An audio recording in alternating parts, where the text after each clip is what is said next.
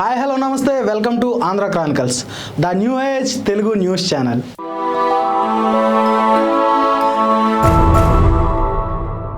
ఇప్పుడు మనం రీసెంట్గా చూసుకున్నట్లయితే తెనాల్లో ఘటన, రౌడీ షీటర్ల మీద పోలీసులు బహిరంగంగా దేహశుద్ధి చేశారు. మరి ఈ రౌడీ షీటర్లకు మద్దతుగా వైఎస్ జగన్ ఎందుకు సపోర్టివ్గా మాట్లాడుతున్నాడు, వాళ్ళని పరామర్శించడానికి ఎందుకు వెళ్ళాడు, దీని మీద ఈరోజు మనం మాట్లాడదాం. ఎందుకంటే ఎంతోమంది ఏమంటున్నారంటే వైఎస్ జగన్ కూడా ఒకప్పుడు రౌడీ షీటరే కదా, ఒకప్పుడు దౌర్జన్యాలకు పాల్పడిన వాడే కదా, ఒకప్పుడు దుర్మార్గంగా బతికిన వాడే కదా అని చెప్పేసి ఎంతోమంది టీడీపీ శ్రేణులు జగన్ అంటే పడని వాళ్ళు మాట్లాడుకుంటున్నారు. మేబీ ఆయన రౌడీ షీటర్లకు సపోర్ట్ చేయడం కూడా ఓ రకంగా అలాగే ఉందనుకోండి. నేను ఈ మాట ఎందుకు అంటున్నానంటే, వాళ్ళు గంజాయి మత్తులో ఒక కానిస్టేబుల్ మీద దాడికి పాల్పడ్డారు. దాంట్లో భాగంగానే వాళ్ళని రోడ్డు మీద నిలబెట్టి దేహశుద్ధి చేశారు పోలీసులు. దీని మీద హోమ్ మినిస్టర్ అనిత గారు కూడా స్పందించారనుకోండి.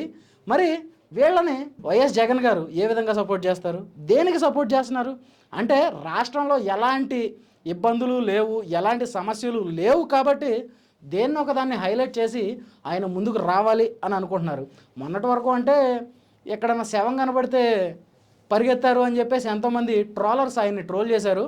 ఇప్పుడు ఎక్కడ రౌడీ షీటర్లు ఉంటే, ఎక్కడ దౌర్జన్యం చేసేవాళ్ళు ఉంటే, ఎక్కడ గంజాయి బ్యాచ్ ఉంటే వాళ్ళ ఓట్లు నాకు పడాలి అనుకుని ఆయన పరిగెత్తున్నాడు అని అంటున్నారు. మరి అది ఎంతవరకు కరెక్ట్ అంటారు? మరి అక్కడికి వెళ్ళిన తర్వాత జగన్ గారి మీద ఏం జరిగింది? ఒక రౌడీ షీటర్కి నువ్వు సపోర్ట్ చేస్తావా, ఒక దుర్మార్గుడికి నువ్వు సపోర్ట్ చేస్తావా, ఒక ఆకతాయికి నువ్వు సపోర్ట్ చేస్తావా అని అక్కడ ఉన్నటువంటి దళితులు, స్థానికులు వైఎస్ జగన్ని తిప్పికొట్టారు. ఇప్పుడు ఆ వీడియో సోషల్ మీడియాలో వైరల్గా మారుతుంది. అలాగే జగన్తో పాటు వచ్చినటువంటి విడదల రజనీ, పేర్ని నాని, ఇంకా వైసీపీ తదితర నాయకులు ఉన్నారు, వాళ్ళని కూడా తిప్పికొట్టారు. దీని మీద వాళ్ళు ఏం చెప్పుకుంటున్నారంటే, ఆంధ్రప్రదేశ్లో రెడ్ బుక్ రాజకీయం నడుస్తుంది. సో ఇప్పుడు మమ్మల్ని ఎవరెవరైతే ఇబ్బంది పెట్టారో, హింస పెట్టారో, మా మీద దౌర్జన్యం దాడులకు పాల్పడ్డారో వాళ్ళని 2029లో మేము అధికారంలోకి వచ్చాక ఖచ్చితంగా వాళ్ళంతా చూస్తామని జగన్ గారు మీడియా ముఖంగా తెలియజేస్తున్నారు. అయినా ఒక రౌడీ షీటర్ని సపోర్ట్ చేసే మీకు ఎవరేస్తారండి ఓట్లు? ఎవరు సపోర్ట్ ఇస్తారు? మీరు 2019 నుండి 24 మధ్యలో ఉన్నంతకాలం ఎన్ని దౌర్జన్యాలు చేశారు, ఎన్ని దోపిడీలు చేశారు మీకు తెలీదా? ఎక్కడో దాకా ఎందుకండి, మీరు ఉన్న మీ ఆంధ్రప్రదేశ్ హయాంలో మీ 2019, 2024 మధ్య కాలంలో ఎంతమంది ఆడపిల్లల మీద రేపులు జరిగాయండి? ఒక దళితుడిని అమర్నాథ్ డోర్ డెలివరీ చేశారండి. అలాగే తెనాలిలో ఒక ఆయన్ని జై తెలుగుదేశం అన్నందుకు, జై చంద్రబాబు అన్నందుకు మీరు ఆయన్ని నరికి చంపారండి. సారీ, మాచర్ల. ఇంకా ఎన్ని దారుణాలు, ఎన్ని చేసి ఉంటారు? అలాగే 5 సంవత్సరాల నుంచి మీడియా ముందుకు రాలేదు, 5 సంవత్సరాల నుంచి ఉద్యోగాలు లేవు, 5 సంవత్సరాల నుంచి రోడ్లు లేవు, 5 సంవత్సరాల నుంచి అభివృద్ధి లేదు. ఏదేమన్నా అంటే మేము స్కూల్స్ డెవలప్ చేసేమంటారు. దేనికి స్కూల్స్? ఆ స్కూల్స్ ఎంతవరకు మీ కాంట్రాక్టర్లు ఎవరైతే ఉన్నారో వాళ్ళకి మాత్రమే మీరు డబ్బుని కూడబెట్టుకోవడానికి ఇచ్చినటువంటివి కాదా? ఆ విషయం జనాలకు తెలియదు అనుకుంటున్నారా? ఆఖరికి శవాల మీద కూడా మీ లోగోలు వేసుకున్నారు కదండి, మీ ముద్రలు వేసుకున్నారు కదా, మీ రంగులు వేసుకున్నారు కదా శవపేటికల మీద. ఎంత దౌర్భాగ్యం అండి అది! ఆఖరికి ప్లేయర్స్, ఏది స్పోర్ట్స్ ఆడే ప్లేయర్స్, క్రికెట్ ప్లేయర్స్ గార్డు పెట్టుకుంటారు కదా, గార్డు, ఆ గార్డుకు కూడా మీ ముఖ చిత్రం వేశారంటే ఎంత దౌర్భాగ్యం అండి అది! మీరు రంగులకే ఆల్మోస్ట్ ఒక 1000 నుంచి 1500 కోట్లు అవజేశారని బయట ప్రతిపాదన ఉంది. మరి దీనికి మీరు ఏ విధంగా సమాధానం చెప్తారు? మీరు 5 సంవత్సరాల పదవీ కాలంలో ఏ విధంగా మీరు రాష్ట్రాన్ని అభివృద్ధి చేశారండి? ఇలాంటి రౌడీలకు మీరు మద్దతు ఇస్తారా, సానుభూతి చూపిస్తారా? మిమ్మల్ని ఏ విధంగా మేము తీసుకోవాలి, మిమ్మల్ని ఏ విధంగా మేము నాయకుడు అనుకోవాలి? ఇదే పరిస్థితి మీ మీద ఎవరన్నా దౌర్జన్యానికి చేస్తే వాళ్ళకి మీరు సపోర్ట్ చేస్తారా? మీ ఇంట్లో వాళ్ళ మీద, మీ ఇంట్లో వాళ్ళని నేను అనలేండి, ఎందుకంటే సొంత తల్లి చెల్లిని బయటికి గెంటేసిన మీకు ఇవి పెద్ద విషయం కాదనుకోండి, అది వేరే విషయం. కానీ మీ 5 సంవత్సరాల పదవీ కాలంలో మీ సొంత బాబాయ్ గారిని ఎవరు చంపారో కనీసం సిబిఐ కోర్టుకి మీరు ఇవ్వలేకపోయారండి. దాని మీద మీరు ఏ సమాధానం చెప్తారు?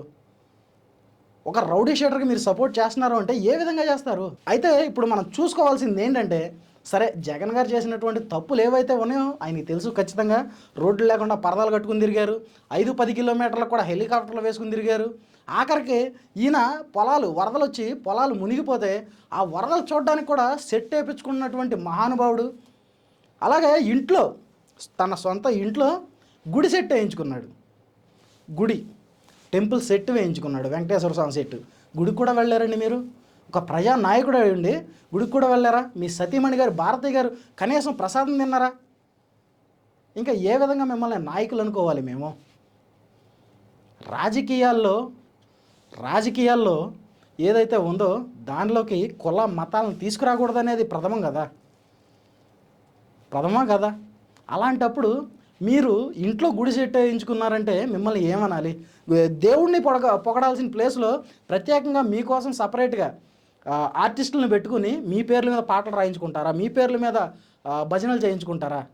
ఇదేనా మీరు 5 సంవత్సరాల పదవీ కాలంలో చేసింది? ఇదేనా 5 సంవత్సరాల పదవీ కాలంలో మీరు చేసిన అభివృద్ధి ఏది అని చూపిస్తే మీరేం చెప్తారు?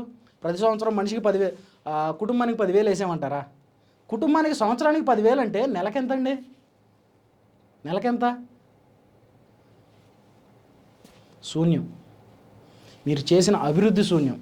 మీరు సుమారు 25 సంవత్సరాలు ఆంధ్ర రాష్ట్రాన్ని ఇంకా వెనక్కి తీసుకెళ్ళారు, దిగజార్చారు. ఇప్పుడు అదేమంటే రౌడీలకు, రౌడీ మోకలకు సపోర్టివ్గా ఎలా మాట్లాడతారు మీరు? వెంటనే వెళ్ళి సాక్షి పేపర్లో రెడ్ బుక్ రాజ్యాంగం నడుస్తుంది ఆంధ్రప్రదేశ్లో, దీన్ని ఖచ్చితంగా 2029లో ఖండిస్తామన్నారు. ఏ విధంగా ఖండిస్తారు మీరు? రెడ్ బుక్ రాజ్యాంగం అంటే అసలు ఎలాంటి తప్పు లేని నారా చంద్రబాబు నాయుడు గారిని 53 రోజులు జైల్లో పెట్టించారు మీరు. దానికి మీరేమంటారు? దానివల్లే కదా మీరు 11 సీట్లకు అంకితం అయ్యారు. దీని మీద మీరు ఏ సమాధానం చెప్తారు? అంటే మీరు చేసే దౌర్జన్యాలు ఇవన్నీ బయటికి రావనుకుంటున్నారా? లేదా జనాలకు తెలియదు అనుకుంటున్నారా? జనాలు పిచ్చోళ్ళు అనుకుంటున్నారా? అయితే మీరు ముందు ఏ విధంగా చర్యలు తీసుకుంటారు, ఎలాంటి పన్నాగాలు పన్నుతారు అనేది అయితే ఊహాతీతం. ఎందుకంటే కోడికత్తితో పొడిపించుకుని ఓట్లు గెలుచుకున్నటువంటి మీరు ఏ విధంగా పన్నాగాలు పన్నుతారు అనేది అయితే చెప్పలేం. సొంత బాబాయిని చంపించారనే ఊహాగానాలు కూడా ఉన్నాయి. మరి అది ఎంతవరకు నిజమో మీకు మాత్రమే తెలుసు. ఏమంటారు? మరి దీని మీద ఇంతవరకు కూటమి ప్రభుత్వం అయితే ఇప్పటివరకు స్పందించలేదండి.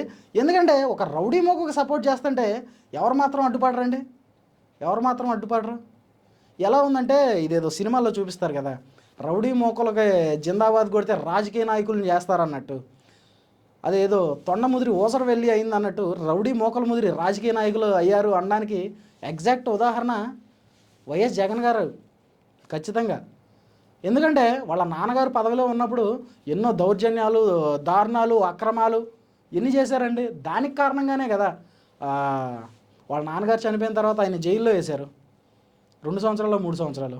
ఆఖరికి మీరు జైల్లో ఉన్నప్పుడు పాదయాత్ర చేసినటువంటి మీ సొంత చెల్లిని బయటకు గెంటేశారు.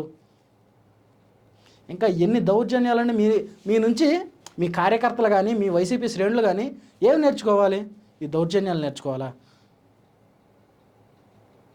కాదు కదా.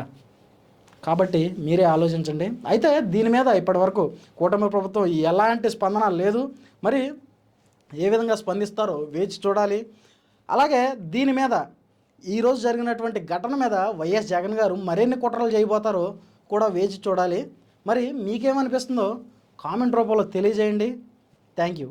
This is Rajesh signing off Andhra Chronicles, the new age Telugu news channel. Thank you.